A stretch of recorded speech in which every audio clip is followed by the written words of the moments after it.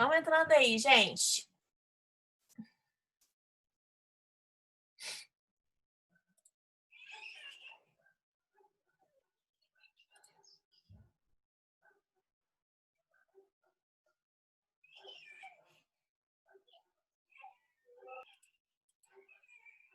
Se vocês escutarem um chorinho é porque tem um bebê que descobriu que eu estou aqui no quarto. Ela acordou e aí até então ela não tinha. Ela me viu rapidamente e agora ela descobriu. Ela escutou minha voz e descobriu que eu estou aqui no quarto. Então, se vocês escutarem um barulhinho na porta, um chorinho, tá? É de um bebê que tá querendo entrar. Vamos lá então, queridos. Todo mundo entrou? Acho que sim, né? Magna, Tati, todo mundo tá aí. A Jaque, Alisson. Então, beleza, vamos continuar. Wesley, né? Como sempre. Wesley, acho que você nunca faltou de aula, né? Na vida, né? Nem remotamente. Acho que nunca. Você tá em todas as aulas. Todas. Vamos lá, então, queridos, tá? Jaque também, Sérgio. Tem bastante gente aqui. Vamos lá, queridos, então.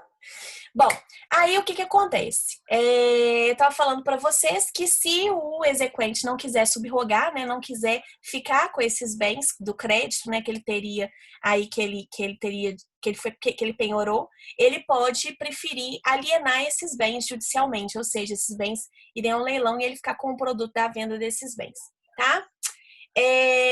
Já falei também da penhora no rosto dos autos, né? Se por um acaso for uma penhora de um crédito que vai ser recebido em virtude de um processo, esse processo ele vai ficar com a penhora destacada, né? De forma bem destacada na capa do processo. Isso processo físico, né, gente? Processo eletrônico tem a informação lá. Para quê? Para que quando houver o pagamento, quando chegar o momento de pagar aquele crédito, que se saiba que aquele crédito não será pago para o executado, que aquele crédito vai ser pago para o exequente em virtude dessa penhora que foi realizada. Alguma dúvida, gente? Eu também adoro a penhora de crédito, eu acho que ela é fantástica, tá? Ah, não perdeu não, Wesley. A minha você não perdeu nenhuma, né? Assim, Wesley tá falando, remotamente já perdi algumas, minha nenhuma, tá? Minha você tá em todas, desde o início. Vamos lá então, queridos. Aí, próximo, penhora de cotas ou de ações de sociedades personificadas. Vocês têm que pensar o seguinte, gente. Sempre quando a gente tiver esse tipo de penhora, vai ser dado preferência aos outros sócios para poder adquirir aquela cota parte daquela sociedade que está sendo penhorada. Por quê? Porque vamos pensar na prática, né? Montou uma sociedade, o Wesley, o Alisson e o Sérgio. Eles são amigos, né? Só que acontece que o Alisson, mais uma vez, né, Alisson? Ele contraiu uma dívida e em virtude disso, não tinha outra coisa para poder penhorar, penhorou a cota parte dele da sociedade. Aí o que acontece? Imagina, né, que o Alisson, ele teve essa penhora e aí, se ele não pagar a dívida, gente, essa penhora vai ser levada adiante e vai para uma, né? A gente vai para os atos de expropriação. Então, pode acontecer a liquidação daquela cota parte, tá? Ou se isso for muito oneroso, né, para a sociedade, pode acontecer o leilão judicial daquela cota parte.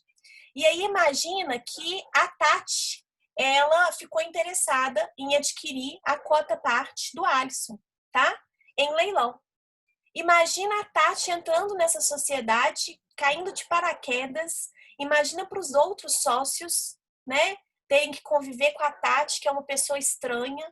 Então, assim, gente, sempre vai ser dado direito de preferência aos sócios para poder adquirirem, em igualdade de condições, obviamente, né? Aquela cota parte do sócio que está sendo executado, tá? E aí, então, para que isso seja possível, né, o início dessa penhora de cota de sociedade ou de ação, né, de ação de sociedade personificada, gente, é o seguinte: o juiz ele vai determinar um prazo que não seja superior a 3 meses, mas lá na frente a gente vai ver que esse prazo ele pode ser postergado, tá? Desde que seja de forma justificada, mas inicialmente um prazo não superior a 3 meses, para que a sociedade apresente balanço especial na forma da lei, ou seja, descrevendo quais são os lucros, né, quais são os dividendos, qual que seria a cota parte que o Alisson teria direito nessa sociedade, tá, em relação aos lucros, qual que é a quantidade de ações que ele tem, né? Então, tem que apresentar esse balanço, tá?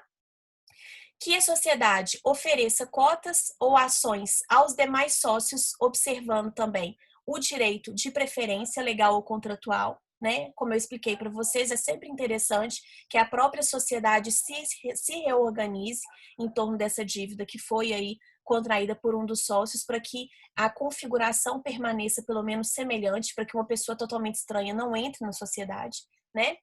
E se não houver interesse, gente, dos sócios de realmente adquirir aquelas cotas, né, ou aquelas ações, às vezes por impossibilidade mesmo financeira ou não tem interesse, deixa uma pessoa estranha entrar, né? Nós não vamos segurar a barra, não, deixa.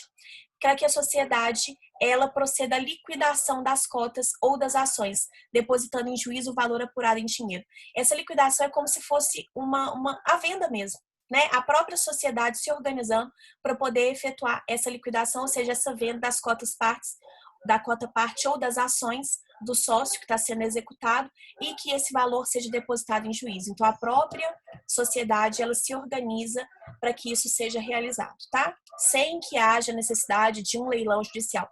Ah, professor, e se isso for muito oneroso para a sociedade, se a sociedade não conseguir se organizar nesse sentido? Aí ela pode fazer um requerimento para que o juiz designe um leilão judicial para poder fazer essa apuração dessas cotas, né, a liquidação, melhor dizendo, dessas cotas ou dessas ações, tá? Para poder evitar, gente, a liquidação dessas cotas ou dessas ações, ou seja, para poder garantir que a sociedade ela permaneça, né, com semelhante configuração, para que os sócios se reorganizem ali e praticamente, né, comprem, tá? Paguem aquele débito, né? É possível que a sociedade ela possa adquirir aquelas cotas ou ações do sócio que está sendo executado sem redução do seu capital social, com utilização de reservas, tá? Então, é possível para que a sociedade ela permaneça basicamente, né, na mesma configuração, que ela se reorganize e compre a cota, né, parte do sócio que está sendo executado, ou as ações, sem mexer no seu capital social, utilizando apenas de reservas, tá? É possível que isso aconteça. Isso não se aplica, obviamente, à sociedade anônima, né, gente? Nem de capital aberto, porque é SA, né? SA, você não sabe quem são os sócios. Vocês já tiveram, né? Vocês já tiveram essa matéria, não tiveram? Em direito empresarial? Então, vocês sabem como é que é, né? Sociedade anônima, você não sabe quem são os sócios. A Vale, por exemplo, é SA. Tem como você saber? Você conhece todos os sócios? Não, né? São vários, tá? Aí, lembra que eu falei para vocês que o prazo, né, aquele prazo de não superior a 3 meses pode ser prorrogado? O artigo 861, no parágrafo 4º, ele traz essa possibilidade de prorrogação, tá? De ampliação. Se acontecer do pagamento das cotas ou das ações liquidadas acabar superando o valor do saldo de lucros ou reservas, ou se por um acaso, gente, isso acabar colocando em risco a estabilidade financeira da sociedade, tá? Por que é que a gente leva tanto em consideração a questão da estabilidade financeira da sociedade? Porque se a gente for pensar numa sociedade, a gente vai pensar numa sociedade simples ou uma sociedade empresária, gente, a gente vai pensar na questão da função social dela. E a gente vai pensar na questão da geração de lucros, na geração de empregos, na geração, na verdade, de renda, né? E aí imagina se essa liquidação, se esse prazo, né, não superior a 3 meses, acabar colocando em risco a saúde financeira dessa empresa. Outras pessoas acabarão sendo impactadas, outras pessoas que às vezes não tem nada a ver com o caso, né? Empregado, você pode acabar ficando sem dinheiro no caixa para poder pagar empregado. Então, em virtude disso, gente, é possível que haja uma ampliação nesse prazo, tá? E aí, o código, ele não fala de quanto tempo que vai ser essa ampliação. Ele simplesmente se limita a dizer que esse prazo, ele pode ser ampliado, né? Desde que haja um requerimento motivado por parte da sociedade dentro desses dois incisos aí trazidos no parágrafo 4º do artigo 861, tá? E aí eu falei para vocês também, né? Se por um acaso, gente, essa liquidação ela for muito onerosa, tá, para a sociedade, ela pode fazer um requerimento para o juiz para que determine um leilão judicial para poder fazer o leilão dessas cotas ou dessas ações, tá? Se ela também não quiser utilizar o direito de preferência dela, né? Lógico, tá? Alguma dúvida, gente? Essa parte é mais de direito empresarial, ela é assim. Não? Imagino que talvez vocês já até tenham visto, talvez, né, alguma coisa lá em direito empresarial. Bom, próximo então. Penhora de empresa, penhora de outros estabelecimentos ou penhora de removente, tá? Quando a penhora, gente, recair em estabelecimento comercial, industrial ou agrícola, bem como em semoventes ou plantações ou edifícios em construção, o juiz vai nomear um depositário, um administrador depositário, tá? Que é uma pessoa que vai ficar sob a função de administrar aqueles bens ali, né? De administrar como que vai ser realizada, inclusive, a questão da penhora e a expropriação desses bens, no prazo, e vai fixar um prazo de 10 dias para que ela apresente o plano de administração dos bens, tá? Então, vamos supor que a Tainara, ela foi nomeada como administradora de uma penhora de unidades habitacionais. Lembrando que, obviamente, né, sempre que a gente for pensar na incorporação, a gente tiver penhora de unidades de uma determinada incorporadora, a penhora ela só poderá recair em unidades que não foram ainda comercializadas, tá, gente? Por favor, né? Vamos pensar lá na bola de neve que eu falei para vocês quando eu expliquei para vocês a questão lá da empenhorabilidade, né? De materiais que seriam utilizados lá dentro das unidades habitacionais e tudo, né? Do próprio crédito que estava sendo recebido pela incorporadora que não poderia ser penhorado. Eu falei para vocês dessa questão da bola de neve. Imagina se houvesse a possibilidade da penhora de unidades, né, habitacionais que já foram comercializadas. Nesse caso, imagina, a pessoa comprou, não tem nada a ver com o assunto, né, com o processo, ia perder o bem, isso é injusto. Então, essa penhora só pode recair em cima de unidades que não foram ainda comercializadas. E aí a Tainara, ela foi então nomeada como sendo a administradora depositária desses bens, tá? O que ela vai fazer? Ela vai fazer um plano, né, no prazo de 10 dias, o juiz vai dar o prazo de 10 dias para poder fazer o plano de como que ela vai administrar esses bens. Olha, excelência, né? Trata-se aí de a totalidade de unidades habitacionais de 10, são 10 unidades habitacionais que não foram comercializadas ainda, são 4, né? O valor delas é tanto, tem que efetuar o pagamento de tal e tal coisa, né? A gente pode levar a leilão em tanto tempo. Ela vai fazer esse planejamento e vai demonstrar para o juiz no prazo de 10 dias, tá? Como que ela vai fazer a administração desses bens, ok? Em relação a edifícios em construções, né? Eu já falei isso para você, só pode recair sobre unidades não comercializadas. E às vezes, gente, é necessário afastar o incorporador, tá? Nesses empreendimentos, porque às vezes, né? Enfim, não é interessante que o incorporador continue com a administração desse patrimônio, até mesmo por conta das pessoas que adquiriram essas unidades habitacionais, elas acabam ficando um pouco desconfiadas. Então, sempre que for necessário, né, afastar o incorporador da administração, né, da incorporação, ela vai ser exercida por uma comissão de representantes de adquirentes, tá? E se for uma construção financiada, gente, pela empresa ou profissional indicado pela instituição fornecedora dos recursos, ou seja, que forneceu o financiamento para a obra, tá?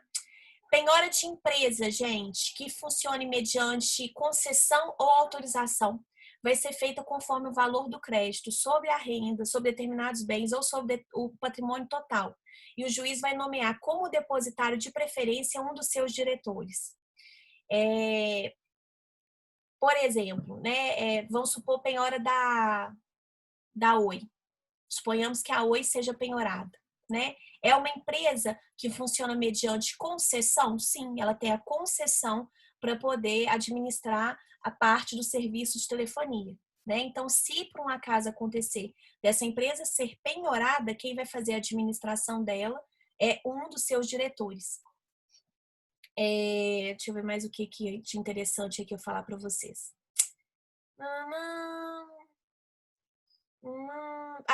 Penhora de navio ou de aeronave, tá? Pode penhorar navio ou aeronave? Eu já até havia falado isso para vocês, mas acho que é importante a gente relembrar isso. Pode. Só que navio e aeronave só continuam operando se tiver o pagamento em dia do seguro de riscos. Por um motivo óbvio, né, gente? Se o avião cair, o que é que acontece? O objeto da penhora foi totalmente destruído e aí já era.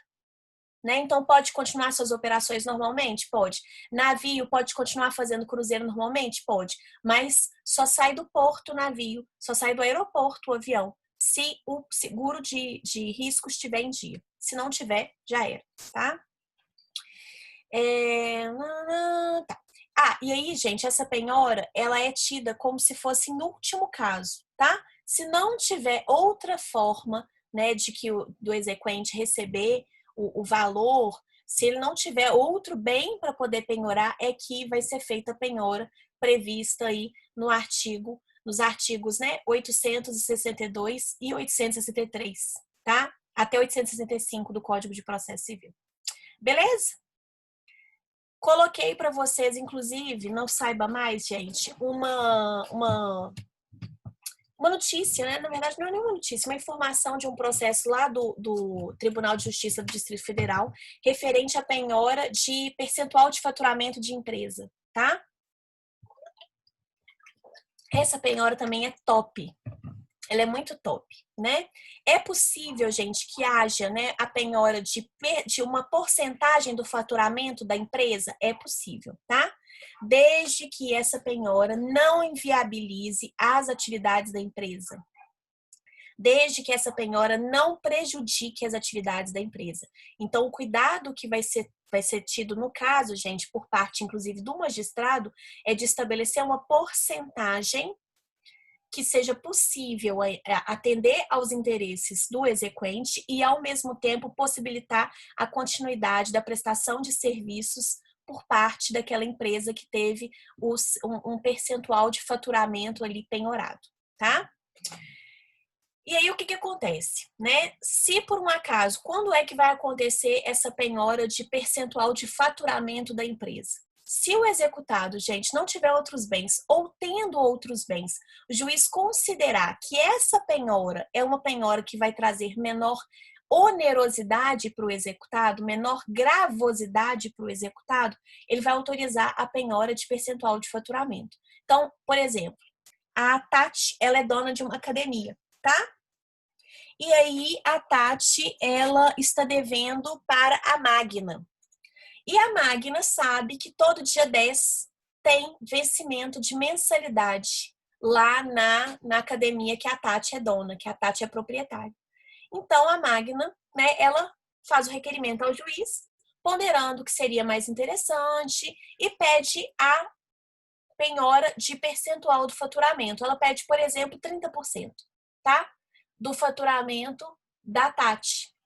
E aí, então, ao invés, né, do valor que seria destinado, por exemplo, o pagamento das mensalidades foi feito lá no dia 10. Esse valor todo que entrou no caixa, gente, uma porcentagem dele, esses 30%, se o juiz autorizar, vai ser encaminhado, então, para uma conta judicial atrelada aos autos do processo, tá? Atrelada ao juízo da execução.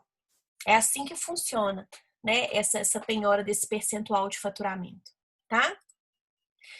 E aí o juiz, ele, assim, geralmente, né, o exequente, ele requer um determinado valor e o juiz é que pondera se aquele valor ele é suficiente, se ele é um valor muito alto, né? E, via de regra, gente, o que vai acontecer é que o juiz que vai determinar qual o valor que vai ser possível de proceder essa penhora, né, dentro desse percentual. O próprio juiz é que vai estabelecer isso.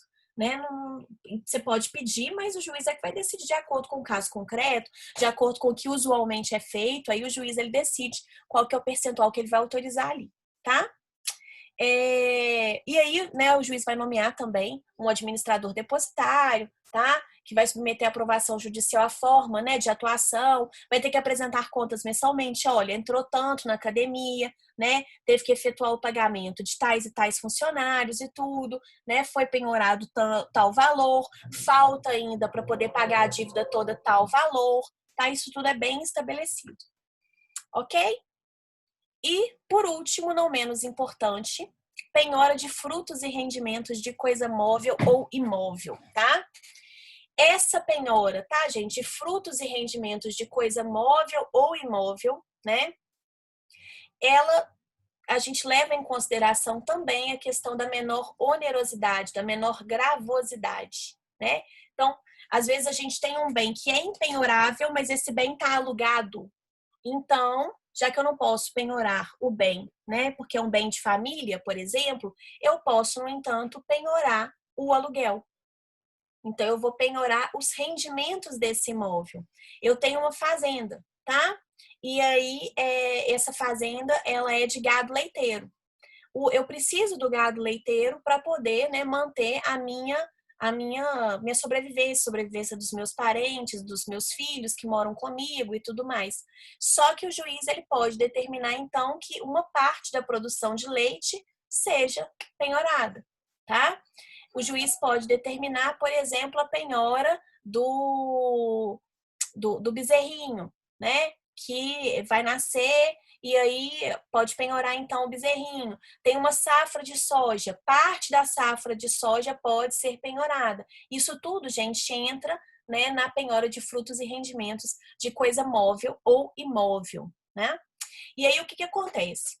Ele vai determinar esse tipo de penhora sempre que ele verificar que vai ser menos onerosa, né, menos gravosa para o executado. Vocês têm que sempre lembrar daquilo que nós aprendemos lá no início do semestre em relação aos princípios, né? Princípio da menor onerosidade, menor gravosidade, tá? Então, sempre que houver essa possibilidade aí e isso trouxer menor onerosidade, o juiz vai autorizar esse tipo de penhora, tá?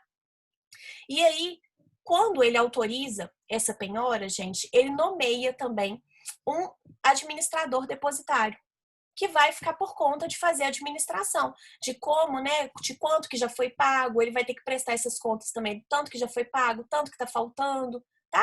É uma pessoa mesmo para poder ficar por conta de fazer a administração desse bem, né, que teve o seu fruto ou seu rendimento ali penhorado. Até mesmo para poder saber quanto que falta, quanto que já foi pago, tá? E aí o que acontece, gente? O juiz ele pode nomear, né, administrador depositário, inclusive o exequente, tá? Ou o executado, né?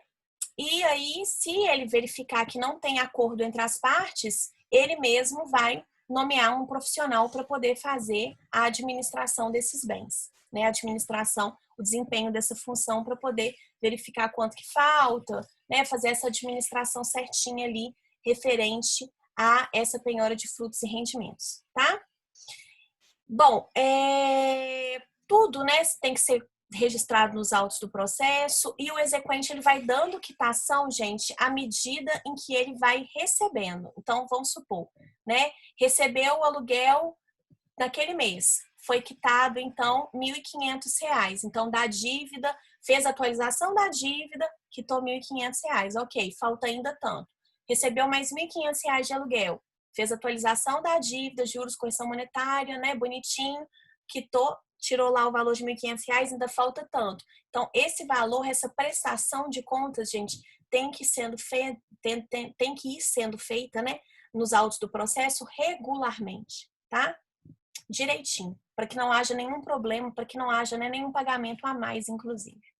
Ok? Alguma dúvida, gente, até agora?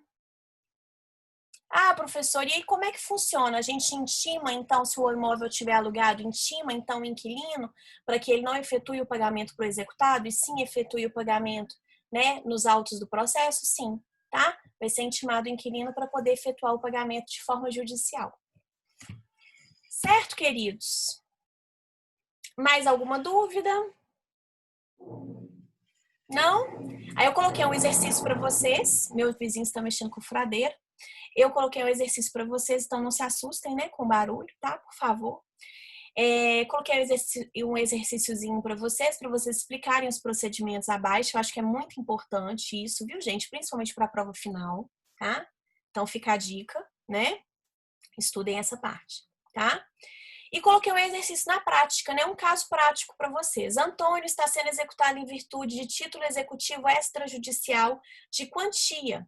Sendo devidamente citado, não efetuou o pagamento no prazo previsto em lei e desta forma passou-se a realizar a penhora de seus bens. Neste passo, sua conta salária teve determinado quantia tornada indisponível. Neste caso, qual atitude deverá ser tomada por Antônio? A gente já sabe, né, que o Antônio ele vai ser devidamente intimado, ele vai ter o prazo de 5 dias para poder comprovar que aquela conta é uma conta salário, portanto, o valor que ali está é um valor impenhorável.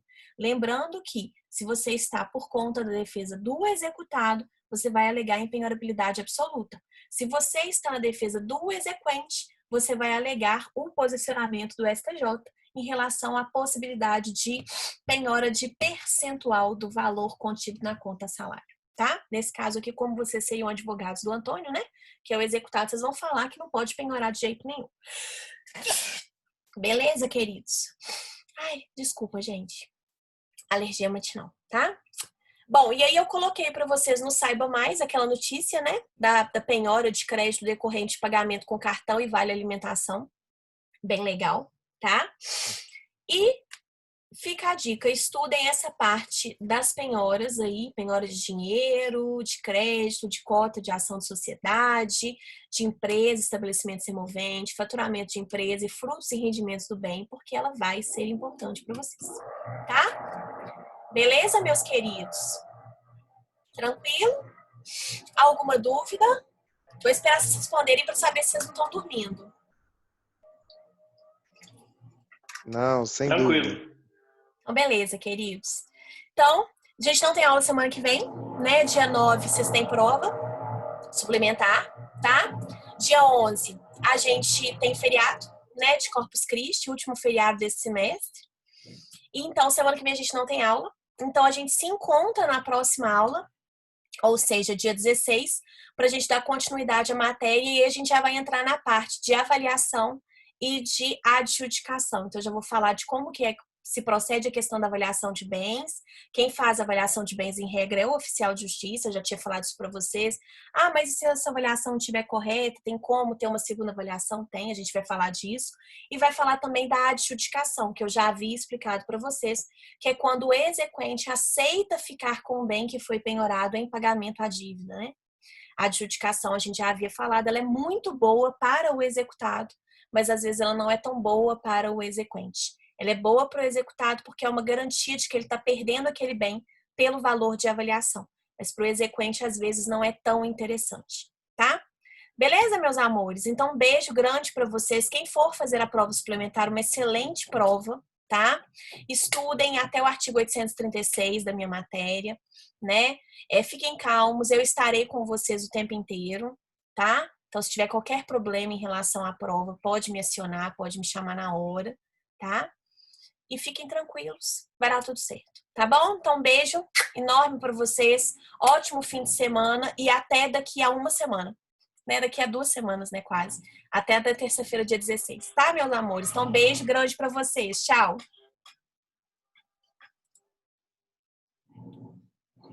Tchau, beijo. Beijo! Que bom, Jaque, fico feliz que você tenha gostado. Beijo!